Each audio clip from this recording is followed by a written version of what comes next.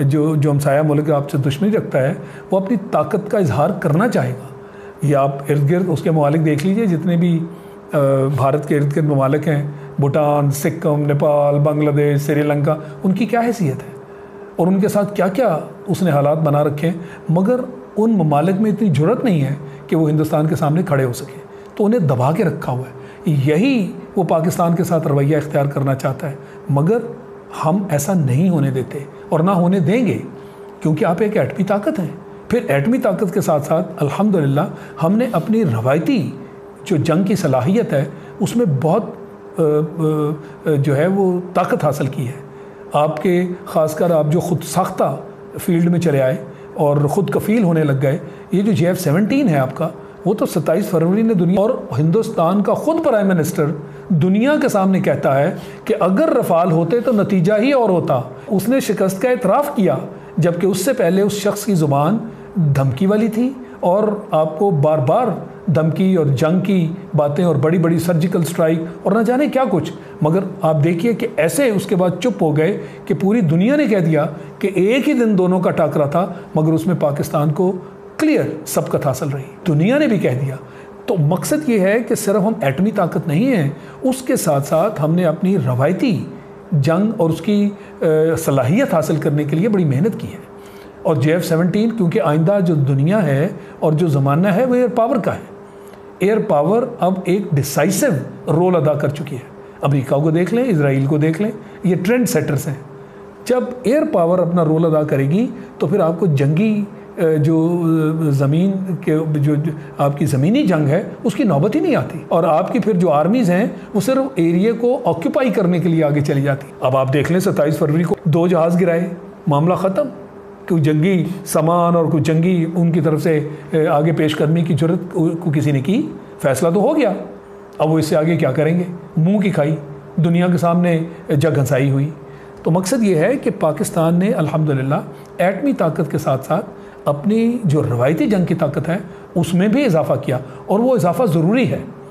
अगर आप रवायती जंग में कमज़ोर होंगे, उसमें आप कमज़ोर हो जाएंगे, तो फिर जंग का इम्कान रहता है कि जो दुश्मन मुल्क है वो आपको कहीं ना कहीं ये नहीं कि सस्टेन्ड वॉर, जैसे लिमिटेड वॉर, जैसे कोल्ड स्टार्ट की डॉक्ट्रिन थी, वो यही थी ना कि एक ही वक्त पे इनको नुकसान पहुंचा के पीछे हो जाओ, पर वो जो नुकसान है वो तो हमेशा के लिए मुस्तकिल नुकसान है। तो इसलिए उसमें बहुत सारे फिर चांसेस इस तरह की जंग के रह जाते हैं। लिहाजा आपको एटमी ताकत होने के साथ साथ आपकी जो रवायती जंग की सलाहियत है उसको मद्देनज़र रखना चाहिए। हम चूँकि इस चीज़ में कॉन्शियस थे, हमें इसका एहसास था, हम स्ट्रेटजिक बात करते थे, और आज भी हम, इसीलिए मैंने आपसे कहा कि स्ट्रेटजिक बात करें, टेक्टिकल बात ना करें। तो स्ट्रेटेजिकली पाकिस्तान की पोजीशन, जैसे हम कहते हैं जियो स्ट्रेटेजिक पोजीशन इस खत्ते में, अल्हम्दुलिल्लाह वो भी बहुत मजबूत है। पाकिस्तान ने अपने दिफा के लिए जो तैयारी की, उसके अंदर एटमी ताकत हासिल करना और उसके अंदर रवायती जंग में मजबूत होना, हमने दोनों की तरफ ध्यान दिया और एक तवाज़न कायम रखा, जिसके तहत आज भारत के लिए बहुत मुश्किल हो गया है कि वो हमारा मुकाबला कैसे करेगा। मुल्क तो हमसे बहुत बड़ा है, उसका जो डिफेंस बजट है वो भी हमसे 9 गुना है। तो जब मोदी ने ये बात की थी, मैंने टीवी प्रोग्राम्स में कहा था कि हमसे 9 गुना तुम्हारा बजट है, तो फिर हमसे हमारे सामने रोना रो रहे हो कि रफ़ाल होते तो ये हो जाता। और भाई ले आओ ना रफ़ाल, ये जो Su-30 था या जो है वो कोई कम हैसियत का मालिक है, रशिया का टॉप ऑफ द लाइन जहाज़ है। तो आप इतना मार्केट करते रहे, इतना उसका नाम है, तो फिर JF-17 ने कारनामा दिखा दिया ना जी। और JF-17 तो हमारा अपना है, आप कितने Su-30 ख़रीद लोगे? इसीलिए आपका सारा फ्लीट जो है, ज़्यादातर जो है वो फ्लाइंग कॉफिन्स में तब्दील हो गया। पाकिस्तान में तो ऐसी सिचुएशन नहीं है। ये मुझे एहसास था एज दी प्रोजेक्ट डायरेक्टर कि अगर हमने तेज़ी से JF-17 मुकम्मल ना किया तो खुदा ना करे फिर हमारे ऊपर भी वो फ्लाइंग कॉफिन्स वाली सूरत ना आ जाए। जहाज़ पुराने थे, स्क्वाड्रन में से उनको फारिग करना था, तो अब तो 100 से भी ज़्यादा जहाज़ बना के हमने वो स्क्वाड्रन में फ्लाइंग कॉफिन्स फारिग कर दिए, और अभी भी JF-17 जो है वो हम प्रोड्यूस कर रहे हैं। अब हमारा हमेशा से कॉन्ट्रैक्ट में भी लिखा हुआ है, ये तो 2001 की बात है जब कॉन्ट्रैक्ट लिखा और बनाया था कि पाकिस्तान एयरफोर्स में जितने भी पुराने जहाज़ रिटायर होते जाएंगे, एक दिन आपकी एयरफोर्स JF-17 की होगी। F-16 होंगे जो हमने ले रखे हैं, उनको हम चलाएंगे, मगर हमारा जो अब मेन हॉर्स है वो आपका JF-17 है। हम जहाँ चाहें इस जहाज़ को इस्तेमाल करें, अपने दिफा में करें, वो दुश्मन हमला करे हम इसको ऑफेंसिव रोल में करें, जैसे भी करें, कोई किसी किस्म की कंडीशन नहीं है। लिहाजा ये गलत तासुर पैदा किया जा रहा है। अमन के रखवाले असल में आपकी फ़ौज है। लिहाजा जब जंग और जब इस तरह के मसाइल, ये जो दहशत गर्दी है, इसका मुकाबला किसने किया? वहाँ पे हैं ना लोग जो हमारे कुछ टाइप्स ऑफ अचकज़ई और फजल रहमान साहब, और इनके मुंह से आप क्या क्या बातें सुनते हैं। तो इसलिए ये बातचीत जो है, ये अपने मुल्क के ख़िलाफ़ बात करनी और दुश्मन का जो बयानिया है उसको तक़वियत पहुँचाना, ये इस तरह की बातें हमारे यहाँ होती हैं।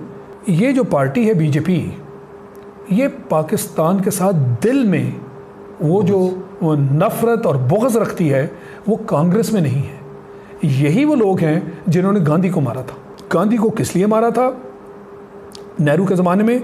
कि जी कि ये उस वक़्त की जो बात है, पाकिस्तान को जब तकसीम हुई तो कुछ पैसे अदा होने थे और उसके ऊपर भारत मुकर गया। उसने कहा कि मैं भूख हड़ताल करूँगा पाकिस्तान के हक़ में, ये उनका पैसा उनको मिलना चाहिए। इन्होंने उसको मार दिया, उसको कत्ल कर दिया। ये है वो भारत और ये है बीजेपी, ये है हिंदुत्व और ये है हिंदू, जिनका जो असल में जो माइंडसेट है वो पाकिस्तान को आज तक उसने कबूल नहीं किया। उनके यहाँ अखंड भारत दिल पे जज़ब हो चुका है। ये है मोदी। तो जब तक ये जहनियत और ये मोदी हैं, और फिर हिंदुत्व का जो उसने नया नारा लगाया जिसके ऊपर उसको मज़ीद वोट पड़े, लोगों ने उसकी इस बात को सराहा है ना कि ये वो शख्स है जो हिंदुस्तान को हिंदुत्व के नाम पर आगे लेकर चलना चाहता है। यानी अक्सरियत हिंदुओं की है, तो जो अक़लियतें हैं उनका तो जीना हराम हो गया। वो क्रिश्चियन हो, वो सिख हो, वो मुसलमान हो, कोई भी जो अक़लियतें हैं वहाँ, उनकी तो ज़िंदगी मज़ीद अजीरन होने जा रही है। उसने क्लियरली कह दिया। इसलिए दुनिया हिंदुस्तान को कोई अकल देगी, कश्मीर के मामले में उसको हल कराएगी, मेरा ये मानना है कि दुनिया ऐसे नहीं करेगी। ख़ासकर वो दुनिया जिसको लीड करता है अमेरिका, वो सुपर पावर है। हाँ, आप उस दुनिया की बात करें जिसमें मैं अभी भी समझता हूँ कि हमारे लिए चांस है, और वो है इस खित्ते की दुनिया जिसमें चीन और रूस दो बड़ी ताकतें हैं। मैं अब भी इसका सोल्यूशन यही देता हूँ कि अमेरिका कश्मीर के मसले को हल करने में ज़रा सा भी इंटरेस्टेड नहीं है। वो इस खित्ते में अमन नहीं चाहता। वो पाक भारत जो आपस में हमारा जंग का समा है, वो यही रहने देगा, क्योंकि उसको पाकिस्तान चीन के साथ आगे चलते हुए कबूल नहीं है। चीन का इसी तेज़ी से आगे बढ़ना उसको कबूल नहीं है, उसको हज़म नहीं होता। सी पैक जो है इस वक्त बाकायदा एक हमले की जद में है, और फिर जो ईरान के साथ इतना बड़ा ख़तरा आज आपको नज़र आ रहा है। देखें इस खित्ते की सूरत को देखें।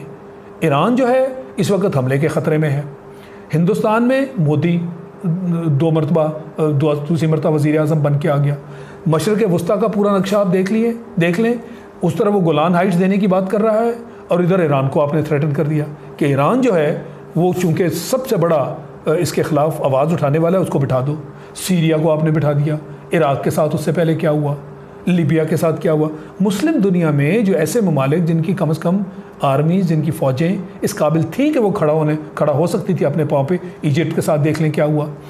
तो एक तरह से मैं कहना ये चाहता हूँ कि खित्ते की हालत जो है वो देगरगूं है। अमेरिका जो है वो अफ़गानिस्तान से निकलने की तैयारी कर रहा है, ताकि वो अपना चेहरा जो है, वो जो शर्मिंदगी है उसको, अपना चेहरा उस पर उसको थोड़ा सा फेस सेविंग जिसको आप कहते हैं, वो बचा सके। तो इसलिए मैं ये समझता हूँ कि ये सारी बातें जो हैं ये overall strategic point of view से सोचने की हैं। हमें टेक्निकल लेवल पे नहीं रहना चाहिए। कौमें जो हैं वो दूर की सोच के साथ चला करती हैं। ये दिन ब दिन एक फायर फाइटिंग करना, इससे कौमें नहीं सही तरह से चलती।